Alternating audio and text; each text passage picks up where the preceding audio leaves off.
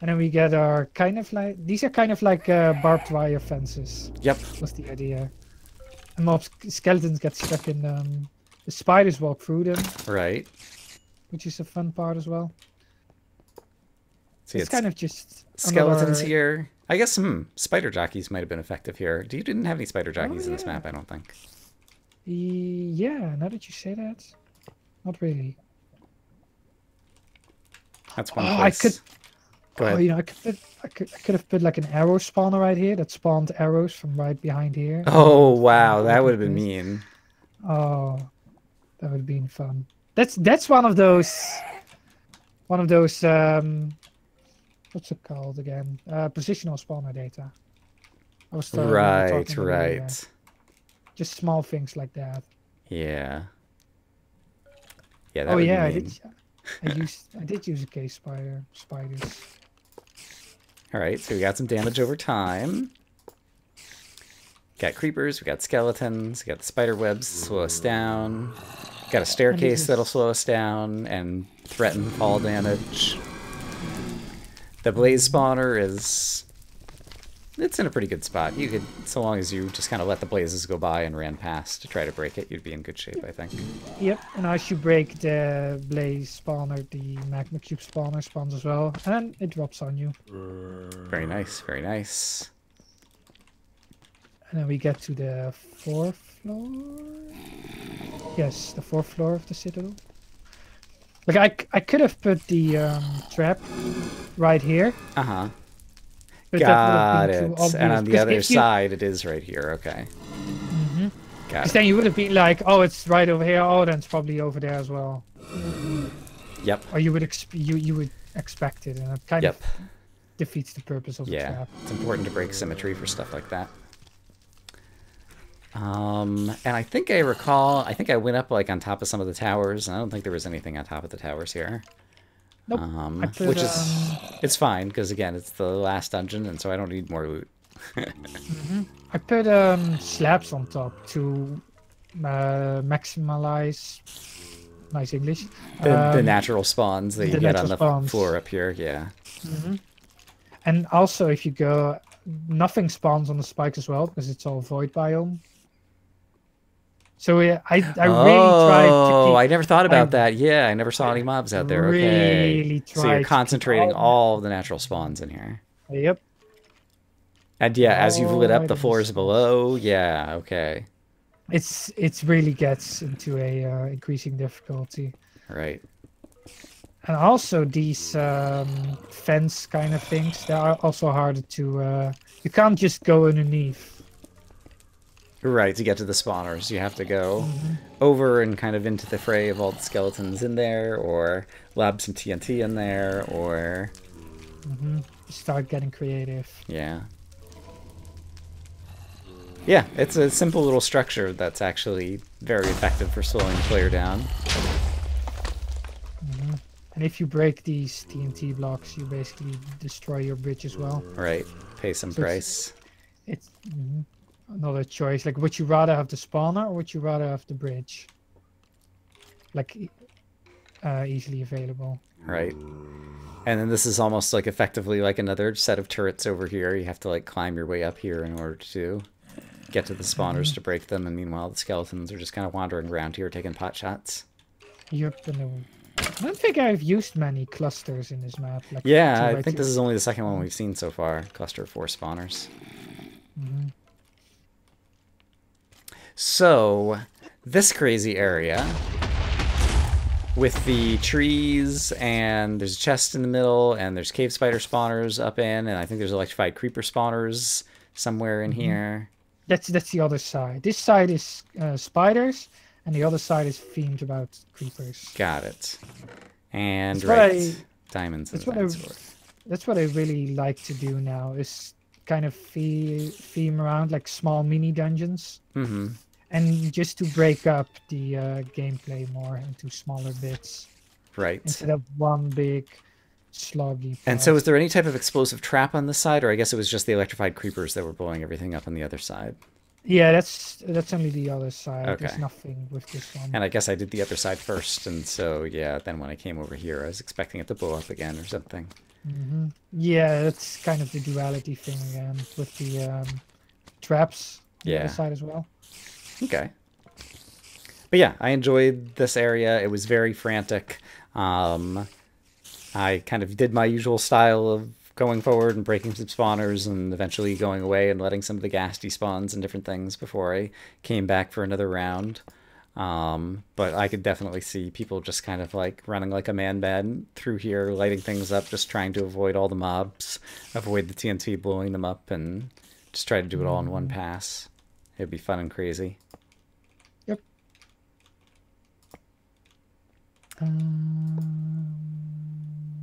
Oh yeah, and then you have the little outside parts. Oh yeah, you're already over here. Right. And then you can see the diamond Kind of get a block glimpse. from here. Yeah. Actually, a fun thing with this diamond block, you can accidentally hit the TNT or get a gas to hit the TNT.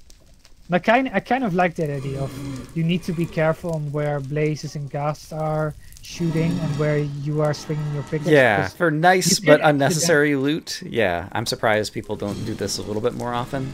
I guess in Sea of Cinders, there were a few places in the kind of underground ravine dungeon where there was TNT next to treasure chests. Is an example of that. I really like that. Yeah. And I do too, because it's one of those things that like it kind of seems a little bit meaner than it actually is, because I find that gas and blazes don't actually set off the TNT very often. Yeah, they have to be crazy accurate to hit it. That's the thing, because there's so many places to hit, and the blast is really small, especially those of blazes. Yeah. Like they will probably most of the times hit here and here, and then. Yeah, unless you're really unlucky with fire spread or whatever, yeah. Actually, does TNT... Does TNT catch fire from nearby? Yeah, TNT is flammable. Fire tick is off. Okay. So it doesn't get triggered. And this is not a case of... do you want the... Fire tick is normally on during the map, but you turned it off while we were doing it. Yeah, I turned it off. Yeah, sorry. okay. That's what I meant. Just want to clarify. Because obviously all the trees burned down in the... main part of the... This is one of those, do you go for the safety of having the TNT gone, or do you want the speed of just running past? Right. Because this feels dangerous, right? with gas shooting around and blazes, well, you can just run around. This feels dangerous, but if you're running from this, it might feel nice. Yeah. Actually, I haven't seen what happened to you with this. I see, yeah. And so this whole area got kablooied, and I don't think I even went for... Yeah, I never even saw what was inside this chest. Flame cutter, fire aspect 3, knockback 2, sharpness 1. Yeah, I never even got a chance to peek in that chest. And something I did notice is that when all this blew up, it opened up a hole into some prior area. Yeah. Yeah. That I don't think I had completed yet, possibly. So it created dangers for like going back in there and cleaning things up as well. But yeah, this portion basically, like, it got sufficiently blown up that like I took out the gas spawners on the outside and I just said, yeah, whatever's left on the inside is just gonna stay there. I don't feel like dealing with that. Do you like the little touch of that I just replaced part of the because this used to be stone brick. I see. Like circle stone and brick. So you just replaced it with TNT. Do you like the small touch of I just replaced your loot pedestal with a TNT pedestal? If I had noticed it, I probably would have enjoyed it and had some thought about it, but I was too busy focused on the creepers, and then something went off and I went running away and it exploded everywhere. And I guess this would have worked better. Just the idea of, hey, I'm a nice guy and replace you. That is definitely more visible, so I'd be more likely to notice it coming up. Although honestly, there's so much stuff going on. Other people would notice it. I might not notice it. It's one of those small things I just giggle at, like small details. It's important that you're having fun while you're making the map. Oh yeah, I have lots of fun making these maps. I guess while we're out here, we can basically go around the other side, and it's basically the same type of, gauntlets and barbed wire, and this is the one that has the trap, I believe. Yeah. Yeah. which definitely caught me by surprise. While the sides are very similar, I tried to make them different still. Yeah. Still make them different. Yeah, and it worked well. So And then this area out back here, like, I almost, like, missed multiple times. I guess, once again, because there's a lot going on. But yeah, I remember when I kind of, quote-unquote, found this area, I was like, oh, wait a minute, I'd never been over here. And yeah, I think I took out this spawner, and this spawner, and this spawner, and I was, like, running low on torches or something. And I think maybe, yeah, I decided, alright, I'm gonna have to come back to this. And, like, left the area. And that's the wool box right there. You can even see it. It's right there. It's right there, Brian. It's right there. Oops. And you have a... Ooh. Dragon Flame. It's a nice bow. It is a nice bow. And then not too hard parkour section. Have fun. Nobody will jump this.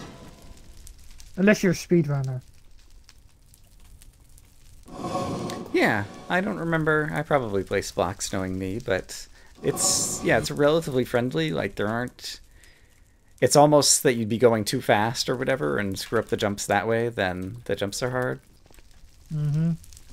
Yeah, even that is... Yeah, if I can do this... I mean, obviously, the enemies aren't firing at me because I'm in creative mode, but it's definitely doable. Yeah, I like parkour parts in my maps, but I try to make them not too difficult. So you won't get many jumps that are past 3 blocks. So this is basically the most you can get. And then these are big platforms as well. So it's not like 1 block you jump on and then you have to continue. So it's not something done like this. If even Brian could do it, it's pretty kind. Yeah, like this is kind of too much already.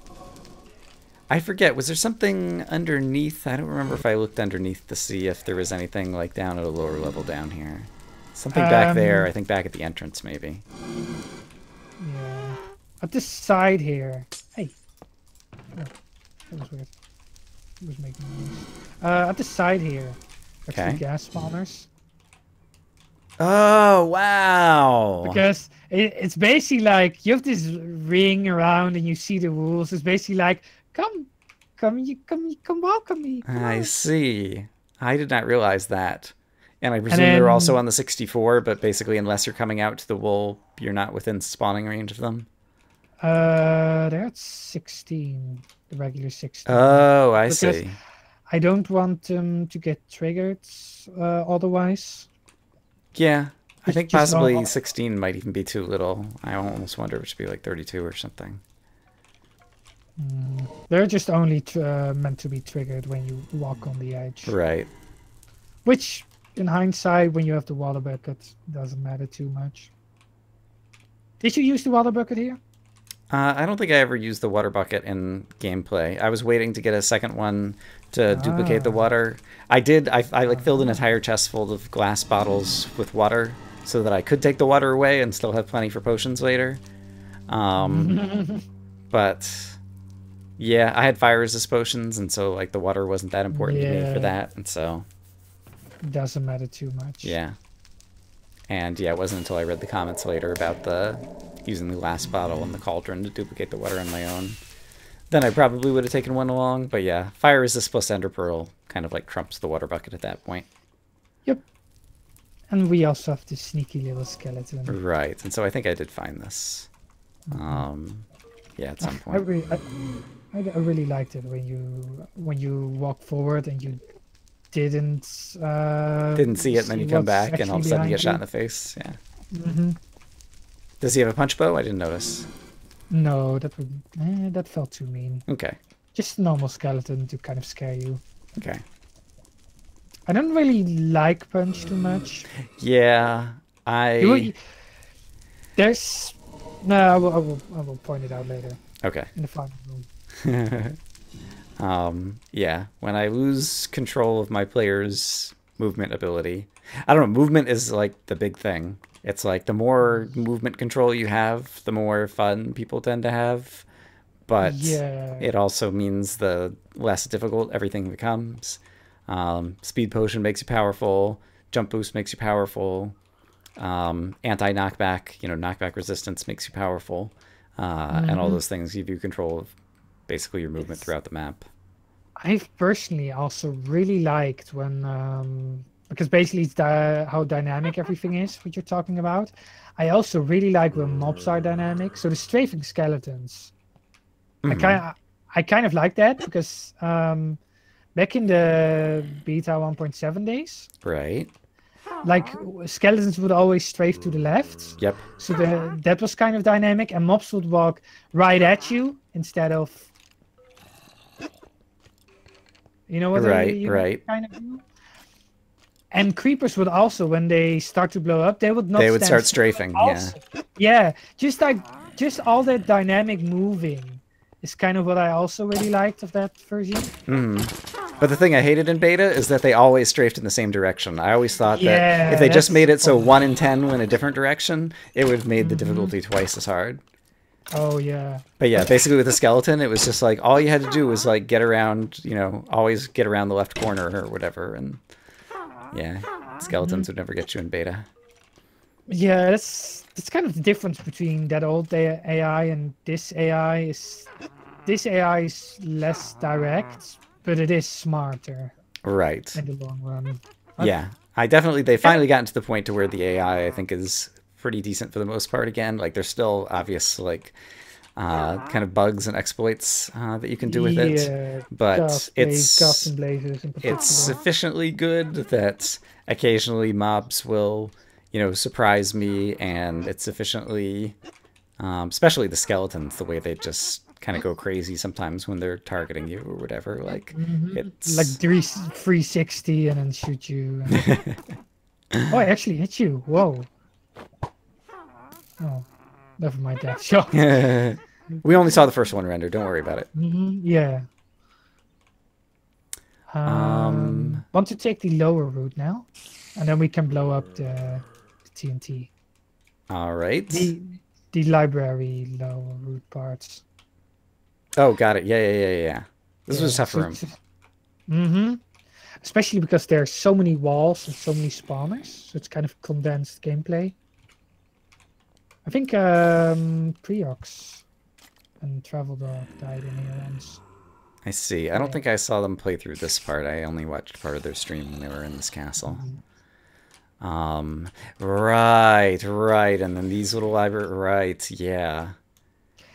I kind of want to make this its own little dungeon as well, just because all the walls and all the elevated platforms make for fun gameplay, in my opinion. Like a few of these rooms, the difficulty becomes higher over time. Yeah, this was pretty cool. And I don't know if you did it intentionally, but there's no blazes in here, which is good, because a blaze would have made this area easy, because it would burn down the library walls or whatever. Precisely. Yeah, this one was really good. I guess if you were using an axe as a weapon so that you could tear through the walls more easily, that could be helpful. But yeah, just like every wall had like some kind of surprise, some new surprising mob ready to kill you on it. And there were a lot of spawners, yeah. So this was a tough room. Yeah. And if you come right over here to the start, okay, I kind of show you here, like, hey, there are spawners on top. There's a second layer, wink, wink. And then if you continue on, you would find out, like, hey, I'm hiding the ledge now. So you gotta stay active. And then this one is like really hidden. This third one, and that's also where I hide something. Right. At least And then there's also loot. Well. Yep. But yeah, by the time I got up here, yeah, so many creepers. And also they're spawning through the walls sometimes and just kind of like falling on your head. And yeah. Yeah, if you're observant, then you piece the puzzles together. You would find this out quite right. And if you happen to have already gone up here in the ceiling, then there's, possibly some supercharged electrified creepers who have fallen down to this level from up there. Maybe, because I don't remember if those ones that you spawned up there, like, sometimes you spawn them with jump boost, I think, so they don't take fall damage when they first come down. I don't remember if you did that anywhere in this map. Yeah, not on this one. Okay. Oh yeah, like sometimes resistance on them. That's something as well. And I don't remember. Oh yeah, this is right. Yeah, so Okay. if you see them, if you piece them now together, you could kind of see what's on them. So you could either go for the highly enchanted armor, or for that has less protection, or the higher protection armor but lower enchanted values. I see. So that's another choice you can make. Got it. I choose neither. I'm enchanting my own stuff at this point. It's just one of those, because I don't expect people to wear gold, really. Right. It's more of those backup gear Yeah. pieces from buy a lot. And yeah, if I'd gone to dungeon number 5 earlier and gotten some of the Duragold and chosen to go the gold route and put some of my protection books on it, like, it might have been that I was wearing gold stuff into here. We have another balcony. Kind of the same, but different. Because now it's not cave spider, it's an invoker. Yep. I think this part is the same. Yeah. Yeah. It's got the blazes and the magma cubes. Oh my god, Render, why are you so lazy? And then I don't remember how you get to the top right now. Oh, it's back over on the front side, isn't it? Yeah. There's a central staircase. Shall we blow this popsicle stand? Sure. Oh wait, central one. It's a bit more TNT than normal, but yes. Kabam! Actually, There's drops. that room. It drops lava in there as well, because the side Oh yeah. has this lava rim. I had not noticed that before. Yeah, there were a few places in this dungeon where occasionally like lava starts pouring out, and yeah, I didn't always pay enough attention to quite know why. The diamond sword that's in that chest over there, the Rune blade. Yeah. it has sharpness 2. The nice thing about sharpness 2 is you can two-shot with the diamond sword, like you hit it once and then you do one like that. Got it. Oh, that one already had damage. So that's mainly the sharpness 2, like you can quickly dispatch of enemies if you do it like that. Gives you kind of like the 1.9 version of the double tap. Yeah. It was a nice sword. I think that was the thing that finally caused me to put away the Infernizer, was getting that sword. Just sharpness 2 on the diamond sword is really nice. Because it had knockback too. Like, yeah, there's knockback on there. It kind of goes over that, because there are some differences in sharpness that don't matter, because it's more damage, whoop-de-doo, but yeah, it's like power 1 versus power 2 versus power 3. It's like, yeah, they're all going to 2-hit kills. And basically sharpness 2 is one of those thresholds, and sharpness 5 right now, because you go into always two-shotting mobs. So yeah, I appreciate the fact that you're choosing the enchants so that the numbers actually make them. It's not like I'm just putting numbers on there. There goes a lot of thought in some of these custom items. Like the Fire Spec 5 on the Infernizer. Oh no, there's Fire Spec 3. There's sometimes I put Fire Spec 4, 5 on weapons. And those are really good for just hitting him up and then letting him die. Right.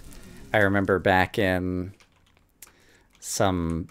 one of Vex's old maps, I think he probably put it in more than one. He had a bow that I think was called Death Sentence that had a certain amount of power and then a certain amount of flame as well, so that the fire tick would like finish off the enemies.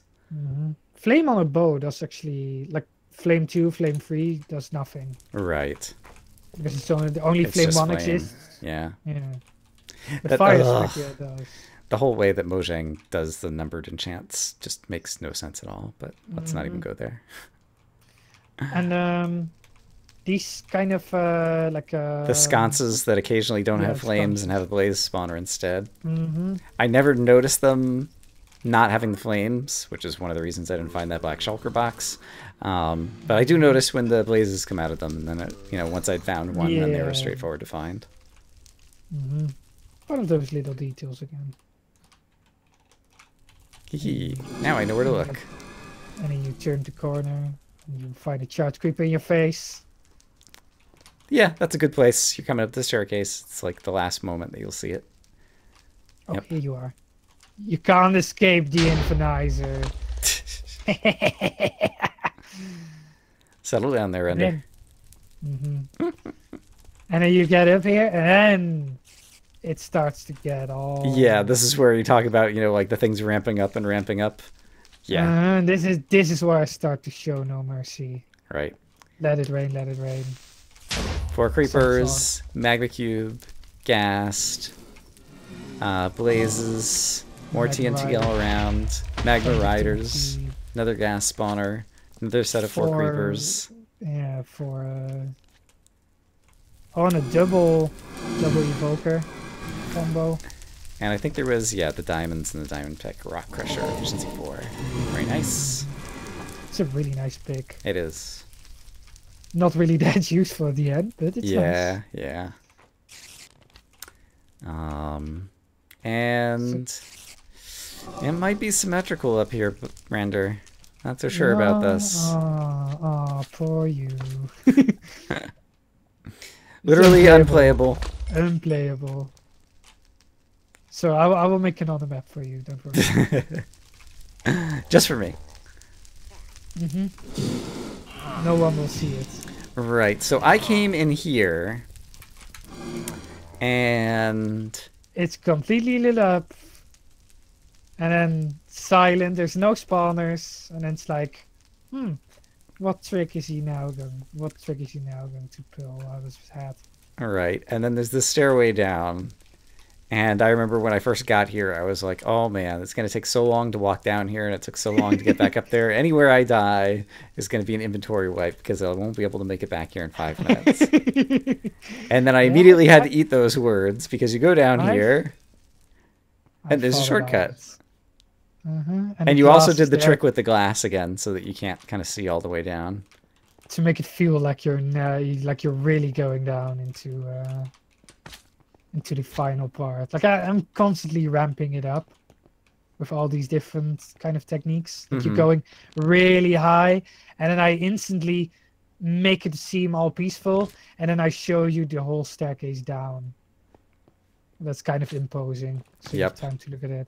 And then you have the obsidian, and you have the big glowstone ring, you have the shortcut back. This is all lit up. Right. The shortcut, I think I probably told you or whatever. Like, I didn't find super obvious, and so possibly a sign or, something might make it a little bit better. But the shortcuts were last minute edition. That's why they're kind of weirdly placed, like this one. And the one on the one on top near the TNT chest, that one is also kind of weirdly placed. Like it's just some random stairway down. The one on top of the TNT chest. This one. Oh, got it. Okay. Yeah. I see. They were effective. I think. I mean, I guess if you're doing it at the.